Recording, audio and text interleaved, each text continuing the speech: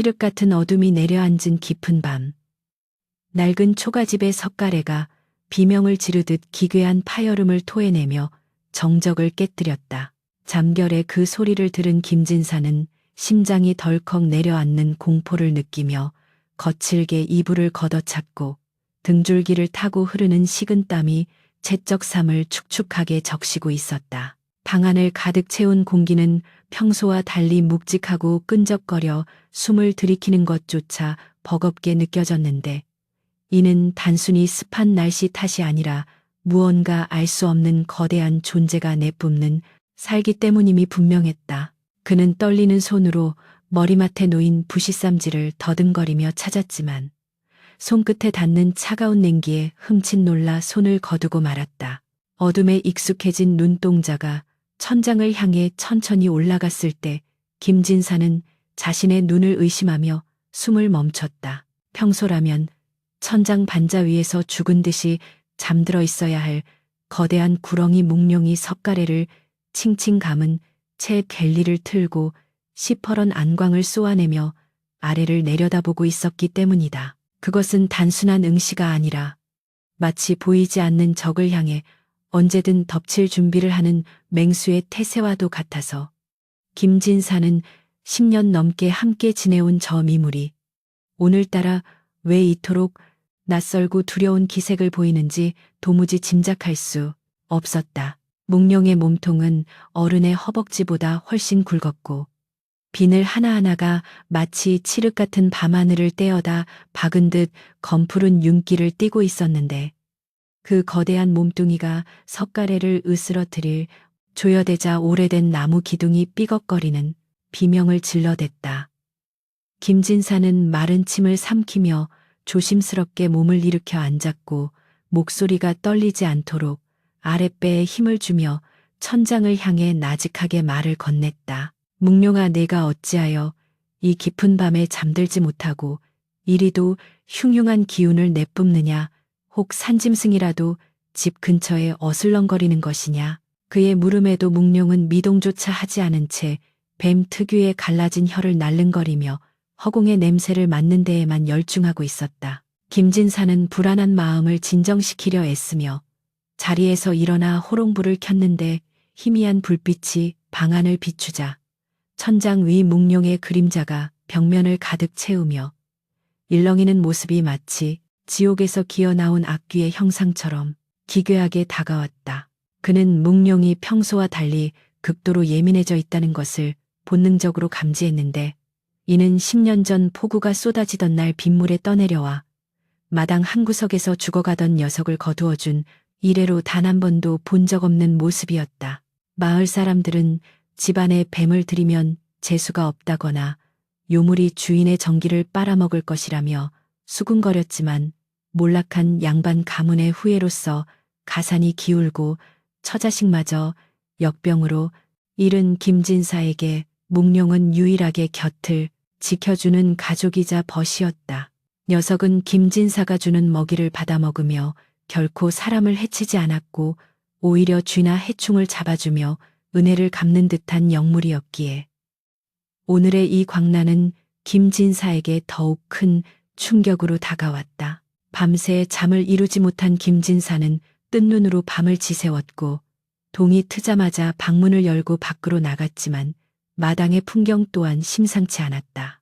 평소라면 아침 이슬을 머금고 싱그러워야 할 텃밭의 채소들이 왠지 모르게 시들해 보였고 뒤란 대나무 숲에서는 바람 한 점 없는 날씨임에도 불구하고 스산한 바람 소리가 끊임없이 들려왔다. 더욱 기이한 것은 지붕 용마루 위에 새까만 까마귀 떼가 앉아 흉측한 울음소리를 내지르고 있었다는 점인데 그 소리가 마치 곡소리처럼 들려 김진사는 저도 모르게 귀를 틀어막고 싶은 충동을 느꼈다.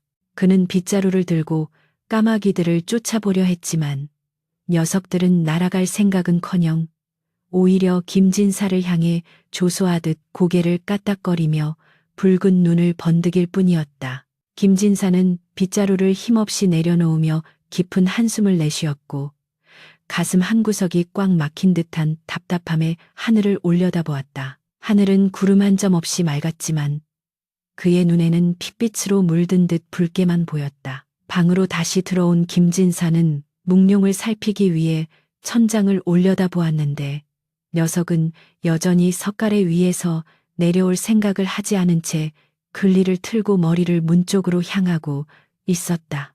김진사는 부엌에서 닭고기 몇 점을 가져와 장대 끝에 매달아 묵룡의 코앞에 대주었지만 평소라면 날렵하게 낚아챘을 녀석이 거들떠보지도 않고 고개를 돌려버리는 것을 보고 사태의 심각성을 깨달았다. 묵룡아, 네가 곡기를 끈다니 이 무슨 변고란 말이냐. 내게 무슨 일이 일어날지 미리 알려주려는 것이냐. 김진사의 애타는 물음에도 묵룡은 그저 차가운 눈빛으로 주인을 응시할 뿐이었는데 그 눈빛 속에는 슬픔인지 연민인지 알 수 없는 깊은 감정이 서려 있는 듯했다. 김진사는 묵룡의 태도가 단순히 배가 부르거나 몸이 좋지 않아서가 아니라 다가올 미래에 대한 본능적인 경고임을 직감했지만 그 실체가 무엇인지는 도무지 알 길이 없어 답답함만 커져갔다. 점심나절이 지나고 해가 중천에 떴을 무렵 마을 입구에서 낯선 인기척이 느껴지자 묵룡이 갑자기 쉬익하는 소리를 내며 몸을 크게 뒤틀기 시작했다. 그 소리는 마치 쇠를 긁는 듯 날카롭고 섬뜩하여 김진사의 등골을 오싹하게 만들었는데 곧이어 살인문 밖에서 누군가가 주인을 찾는 목소리가 들려왔다. 이리 오너라 계시오. 우렁차고 거만한 목소리의 주인은 마을의 하인 칠성이었는데 그는 평소 김진사의 집 근처에는 얼씬도 하지 않던 겁 많은 사내였다. 김진사가 의아한 표정으로 마루로 나가자 칠성이는 대문 밖에서 쭈뼛거리며 들어오지도 못한 채 손에 들린 서찰 하나를 흔들어 보였다. 진사 나으리 읍내에 계신 최부자 어르신께서 전가를 보내셨습니다. 저는 뱀이 무서워 못 들어가겠으니 어서 나와 받아가십시오. 최부자라는 말에 김진사의 미간이 잠시 찌푸려졌으나 이내 옛정을 떠올리며 서둘러 집신을 꿰어 신고 대문으로 향했다. 칠성이가 건넨 서찰은 값비싼 비단 봉투에 담겨 있었고 겉면에는 흐트러짐 없는 필체로 김진사의 함자가 적혀 있었다. 김진사는 떨리는 손으로 봉투를 열어 서찰을 꺼내 읽어 내려갔는데 그 내용은 실로 뜻밖이었다. 어릴 적 서당에서 동문수학하며 지냈던 중마고우이자 지금은 한양과 지방을 오가며 막대한 부를 축적한 거상 최가놈이 오랜만에 고향에 들른 김에 김진사를 찾아오겠다는 것이었다. 자네와 내가 회포를 푼 지가 어언 10수년이 지났네. 내 이번에 귀한 술과 안주를 장만하여 자네의 누추한 거처라도 마다하지 않고 찾아가려 하니 부디 거절하지 말게나. 서찰의 문구는 정중하고 다정해 보였지만 김진사는 행간에 숨겨진 묘한 위화감을 떨칠 수 없었다. 최가는 과거 김진사의 가문이 몰락할 때 묘하게도 가장 먼저 등을 돌렸던 인물이었으며 그의 부축적 과정이 그리 깨끗하지 않다는 소문이 파다했기 때문이었다. 그러나 김진사는 공궁한 처지에 옛벗이 먼저 손을 내밀어 준 것에 대한 고마움과 오랜 세월 외로움에 지쳐있던 탓에 의심보다는 반가움이 앞서기 시작했다. 그는 칠성이에게 답장을 써주며 최부자가 오면 정성껏 맞이하겠노라고 전하라 일렀고 칠성이는 도망치듯 서둘러 마을로 내려갔다. 김진사가 서찰을 품에 안고 방으로 들어오자 천장 위에 있던 묵룡이 마치 그 서찰을 찢어버리고 싶다는 듯 격렬하게 몸부림치며 꼬리로 천장 판자를 쾅쾅 내리치기 시작했다. 그 소리가 어찌나 큰지 흙먼지가 우수수 떨어져 김진사의 머리 위를 덮었고 놀란 김진사는 급히 묵룡을 올려다보며 소리쳤다. 묵룡아, 진정하거라. 내 오랜 벗이 찾아온다는데 너는 어찌하여 축하는 못해줄 망정 이리도 난동을 부리는 것이냐. 그의 꾸지람에도 묵룡은 멈추지 않고 입을 크게 벌려 하악질을 해댔는데 그 입안의 붉은 살점이 마치 피를 갈구하는 듯 섬뜩하게 번들거렸다. 김진사는 묵룡의 이런 반응이 최가의 방문과 관련이 있음을 짐작하면서도 설마 사람이 짐승보다 못하랴 하는 안일한 생각으로 묵룡의 경고를 애써 무시하려 했다. 그는 묵룡이 단순히 낯선 이의 방문을 경계하는 것이라 여기며 최가가 오기 전에 집안을 정돈하고 술상을 봐둘 생각에 분주히 움직이기 시작했다. 쌀독을 털어 밥을 안치고 뒤란 텃밭에서 딴 호박으로 전을 부치며 장독대에 묵혀두었던 귀한 탁주를 꺼내는 김진사의 손길은 오랜만에 찾아온 손님에 대한 설렘으로 가늘게 떨리고 있었다. 하지만 방안 천장 위 어둠 속에서는 묵룡의 두 눈이 여전히 시퍼렇게 빛나며 다가오는 운명의 시간을 초조하게 세고 있었다. 녀석은 알고 있었다. 저 살인문을 넘어 들어오는 것이 단순히 옛 친구가 아니라 주인의 목숨을 노리는 검은 그림자라는 사실을 말이다. 해가 서산으로 넘어가고 땅거미가 질 무렵 멀리서 왁자지껄한 소리와 함께 화려한 가마 한 채가 김진사의 초라한 집을 향해 올라오는 모습이 보였다. 하인들의 호의 속에 가마 문이 열리고 비단 옷을 휘감은 최가가 부채를 펄럭이며 내리는 모습은 김진사의 남루한 행색과 극명한 대조를 이루었다. 어이구 김진사, 이게 얼마만인가. 자네 꼴이 말이 아니구만 그래. 최가의 목소리에는 반가움보다는 조소와 우월감이 섞여 있었지만 김진사는 허리를 굽혀 그를 맞이했다. 어서 오게. 누추한 곳까지 찾아와 주어 고맙네. 두 사람이 마당에서 인사를 나누는 순간 방안 천장 석가래 위에서 묵룡이 참을 수 없는 분노를 토해내듯 괴성을 지르며 몸을 비틀었다. 캬, 그 소리는 뱀의 울음소리라기보다는 지옥의 악귀가 울부짖는 소리에 가까워서 마당에 있던 최가와 하인들 모두가 소스라치게 놀라 뒷걸음질 쳤다. 최가는 얼굴이 하얗게 질린 채 김진사의 등 뒤를 가리키며 소리쳤다. 이복의 김진사, 방금 저 소리는 대체 무엇인가? 자네 집에 귀신이라도 들린 겐가? 김진사는 당황한 기색을 감추며 애써 웃어 보였다. 아닐세, 집이 낡아 바람 소리가 요란한 것뿐이네. 개의치 말고 어서 안으로 드시게. 그러나 김진사의 등 뒤로 뿜어져 나오는 묵룡의 살기는 이미 마당 전체를 휘감고 있었고 그 차가운 기운은 최가의 본능적인 공포를 자극하기에 충분했다.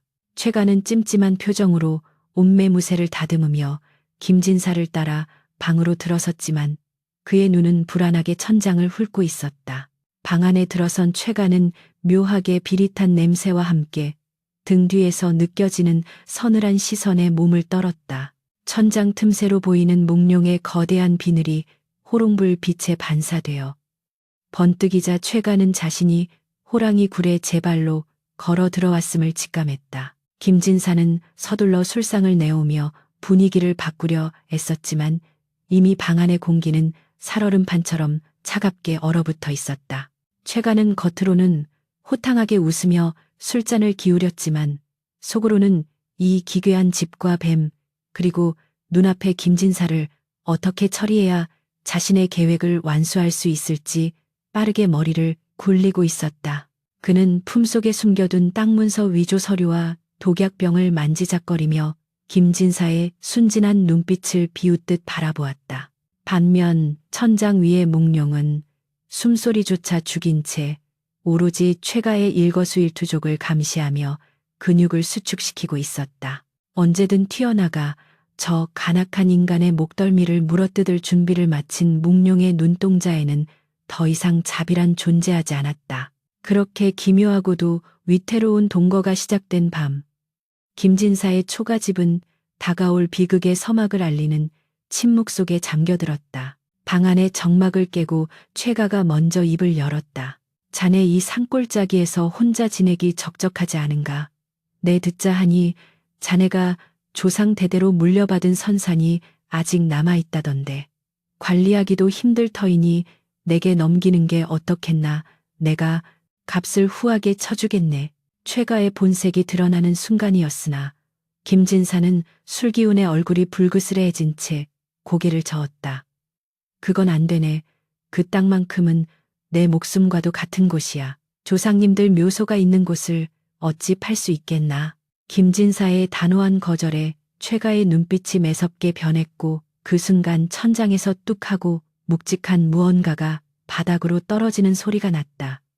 그것은 묵룡의 비늘 한 조각이었다.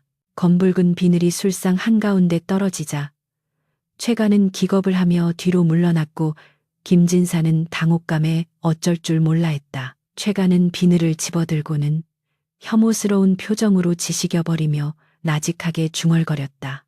역시 이 집엔 없어져야 할 것들이 너무 많구만. 그의 말 속에 담긴 없어져야 할 것들이 단순히 뱃만을 지칭하는 것이 아님을 김진사는 꿈에도 알지 못했다. 탁한 술기운이 감도는 좁은 방 안김, 진사의 낡은 주안상 위로 떨어진 묵룡의 비늘 한 조각은 마치 불길한 점괘처럼 두 사람 사이의 공기를 싸늘하게 얼어붙게 만들었다.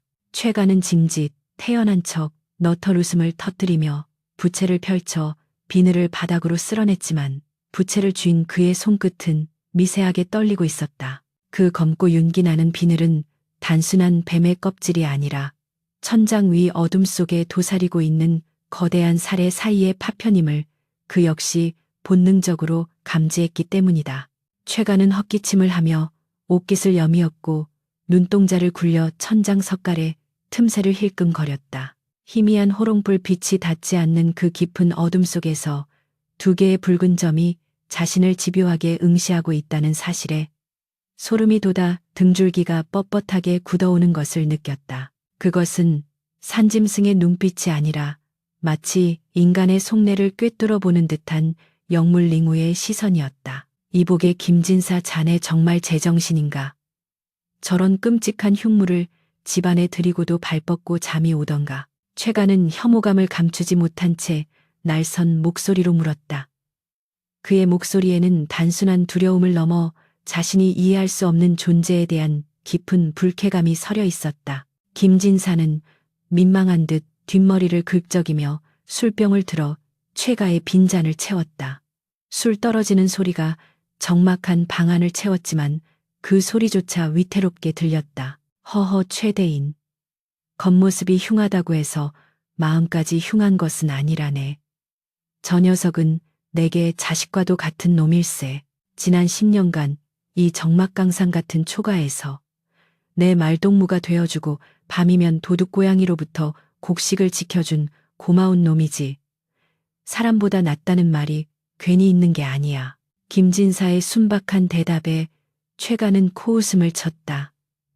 말동무라니 가당치도 않은 소리였다. 최가의 눈에 비친 김진사는 몰락한 양반의 헛된 객기에 취해 미물에게 의지하는 나약하고 한심한 늙은이에 불과했다. 최가는 술잔을 단숨에 비우고는 입가에 묻은 술을 소매로 거칠게 닦아내며 몸을 앞으로 숙였다. 그의 눈빛이 먹이를 노리는 살갗이처럼 번들거렸다. 자네가 정글이 생각한다면야 내 더 할 말은 없네만 세상 이치라는 게 그리 단순치 않아. 뱀은 음기, 인치의 결정체일세. 집안에 음기가 가득하면 재물이 흩어지고 사람의 명줄이 짧아지는 법이야.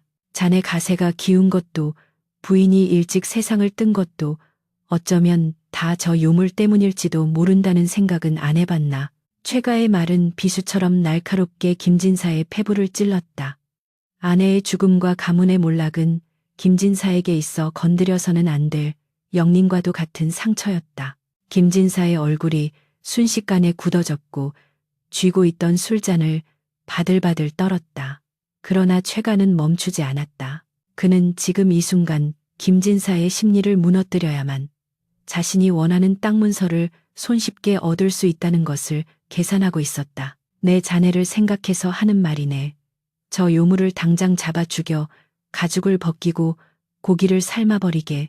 그리하면 막혔던 운이 트일 것이야. 내 하인들을 시켜 당장 처리해 줄 수도 있네만. 최가가 말을 마침과 동시에 천장 위에서 우지끈하는 소리가 들려왔다.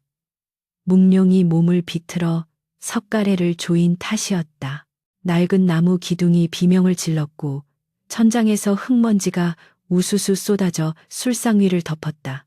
최가는 기겁을 하며 뒤로 물러났고 김진사는 황급히 천장을 향해 손을 저으며 소리쳤다. 그만하게. 자네가 아무리 내 벗이라 해도 내 식구를 해하라는 말은 삼가죽에 저 아이는 짐승이 아니라 내 생명의 은인일세. 내가 열병을 앓아 사경을 헤맬 때 저놈이 산삼을 물어다 방문 앞에 놓아둔 적도 있었네. 그런 영물을 어찌 함부로 죽인단 말인가. 김진사의 목소리에는 단호함이 배어 있었다. 그는 가난하고 힘없는 늙은이였지만 의리일리에 있어서만큼은 타협할 줄 모르는 고지식한 선비였다. 최가는 김진사의 완강한 태도에 입맛을 다셨다. 말로 해서는 될 일이 아니라는 것을 직감한 것이다. 게다가 천장 위에 저놈 묵룡이 자신의 말을 다 알아듣기라도 하는 듯 살기를 뿜어내고 있어 더 이상 이 방에 앉아 있는 것조차 고역이었다. 최가는 짐짓 화를 가라앉히는 척하며 억지 미소를 지어 보였다. 알겠네, 알겠어. 자네 고집을 누가 꺾겠나. 내 자네를 너무 아끼는 마음에 주제넘게 굴었구만. 술이나 한 잔 더 받게.